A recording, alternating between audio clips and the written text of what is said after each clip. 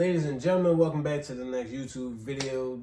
I don't know you, but you know me, or however the fuck I've been saying it lately. I've been trying to come up with like a catchphrase. But since we are back, I finally had a break from school. I'm like, if you don't know, like I'm on like a little nursing journey. I'm in statistics, but you know, if I become a millionaire, you know, that stops at some point.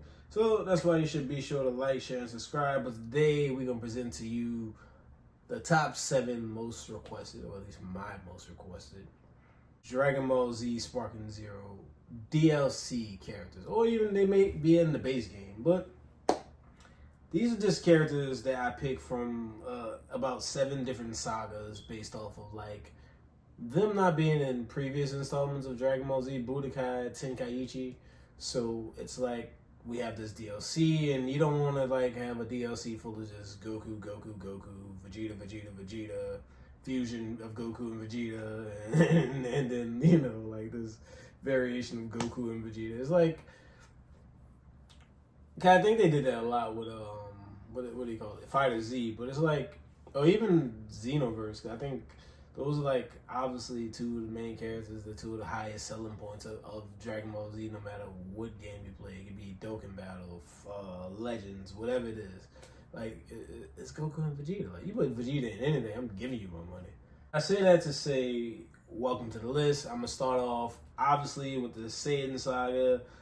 For this one, I'm going forward with the shotgun. I think like a lot of times, a lot of the enjoyment in Dragon Ball Z Budokai Tenkaichi is you get a different variation of characters. All of them, all of them are unique. All of them come with their own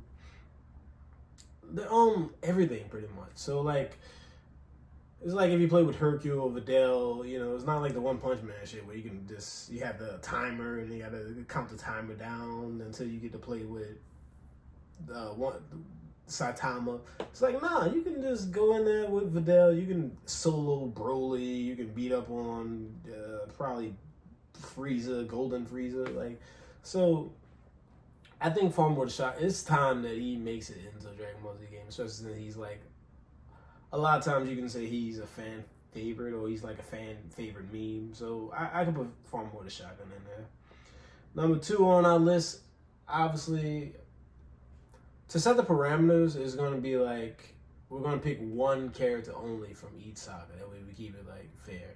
But to go to number 2 on the list, we're going with Kid Vegeta from the Frieza saga. Because a lot of times, a lot of the sagas are kind of like well developed at this point. So it's like, you can't do the Zarans, the Dorias, you can't do the Bardoks unless you want to, you know, give them the Super Saiyans and stuff like that. But it's a transformation. It's not that deep or something that's like overly missed by me if it wasn't in the game.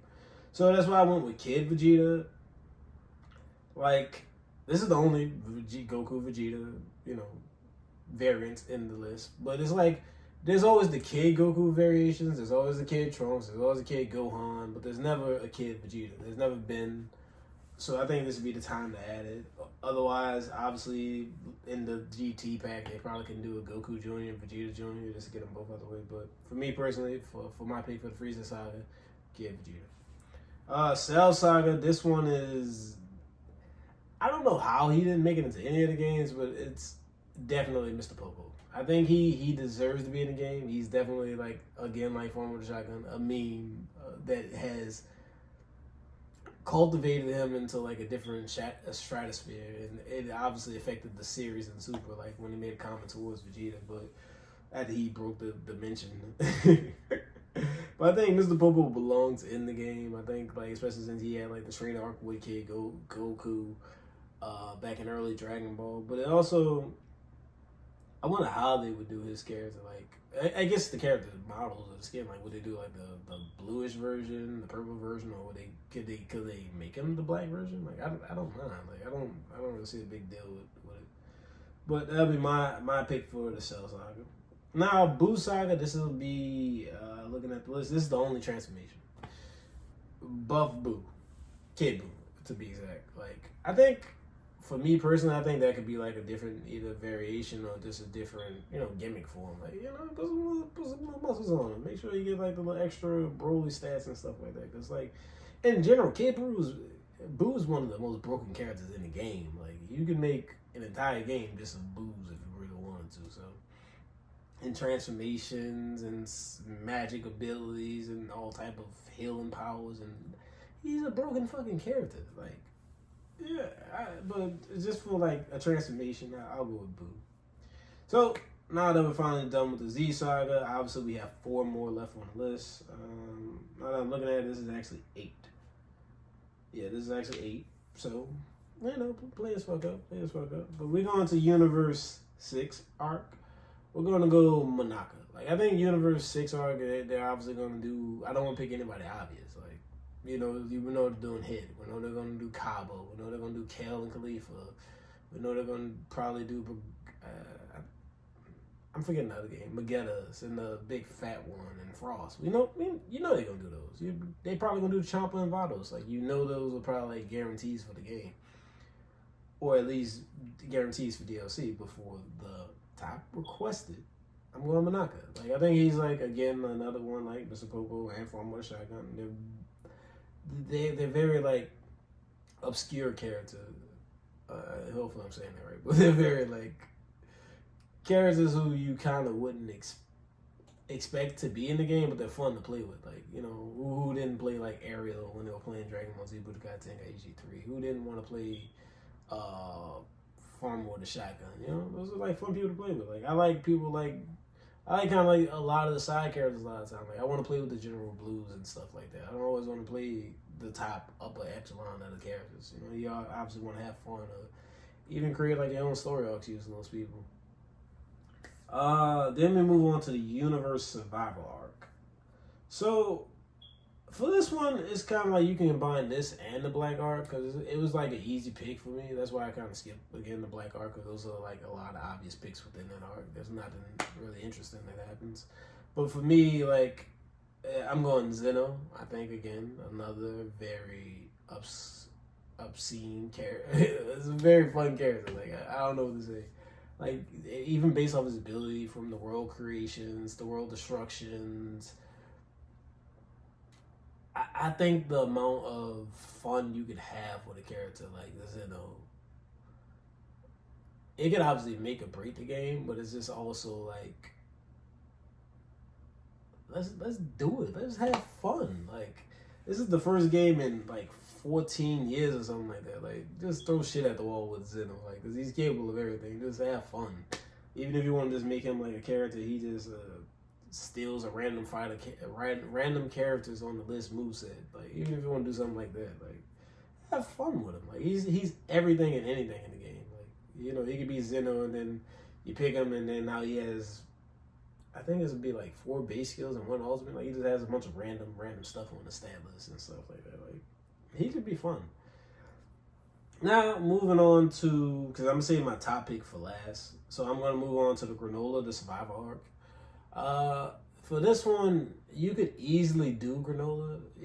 Granola's Granola. I think he'll be like, probably like a zoning type character, especially with the sniping and stuff like that. But I didn't pick Granola. I went ahead and picked Gas just because of his difference in abilities. Again, another one, like, it's so much things Gas was able to do, create. I think with him, obviously it's a Dragon Ball Z game, so I don't see them going as far in depth as I'm kind of like thinking off the top of my head. And I'm not saying they don't do it, but I'm saying like it'll be kind of like baseline abilities and stuff like that. Like, it's not random abilities they're gonna create and just throw out the fight like with other baseline characters. Like, that makes a broken type game, but it could also be fun, especially like offline. Like, when you just want to have fun and you want to build like the legendary characters or something like that. But I think Granola could be like that guy. Like, he just, one minute he has a hammer, next minute he has a shield blocking stuff. Like, it's so many. It's a level of creativity that a character like Gas affords you that a character like who's like a regular character, like a Monaka, not Monaka. Yeah, a character like Monaka wouldn't give you. Like, it's different because he can create almost anything, like even a shield armor to like reduce damage, stuff like that. Like, you can really create like a different type of game what some of the abilities the later characters have. And obviously, my top number one pick of the game, Moro. Like you can't. To me, you can't have. Like I understand why they don't do it because the anime hasn't caught up to the manga, but to me, you can't have a Dragon Ball Z game in 2024 going into 2025 without Moro. Like that is, he's the fucking guy. Like for me, he's the best villain of all time in Dragon Ball Z. There's no question about it. To me, you can't talk about Frieza and all the other people. Like it's so much shit you can do with the guy. Like you could even bring back the Budokai, not Budokai Tenkaichi, but the Budokai like Majin Buu thing, where like again, I guess it kind of be like rip off what Zeno would be doing, but like you kind of just either you can snatch the other player's character, you can steal some of his energy and power, and then you can have that for like I think Moro had like a time on which he can use. I mean, I might be wrong. That might have been a 7-6 something, whatever the numbers was. I think he had a time, but Moro's was permanent, I believe. And then he could just pick like different ones he wanted. So I think that'll be fun for Moro for a different character.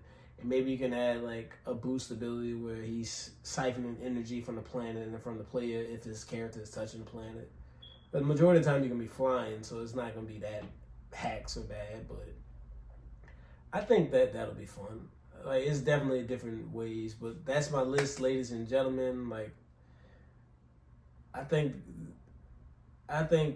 whether it's Sparking Zero, like I'll end it with this. I think either Sparking Zero or whatever Dragon Ball Z game comes next has the power of only the creator's imagination. I'll say like they have the biggest job and the biggest task to create a memorable game that'll last forever. Like because like guarantee you're gonna play Sparking, guarantee you're gonna play Xeno, guarantee you're gonna play like Fighter Z, but that one Dragon Ball Z game that kind of breaks the mold, that's the game you're really gonna play forever. Cause like you really wouldn't have to go to anything else. Like maybe they just need to make like a RPG type Dragon Ball Z game. But again, that's the end of the video. That's my thoughts. Be sure to like, share, and subscribe. That's my list. Yeah, come back for more.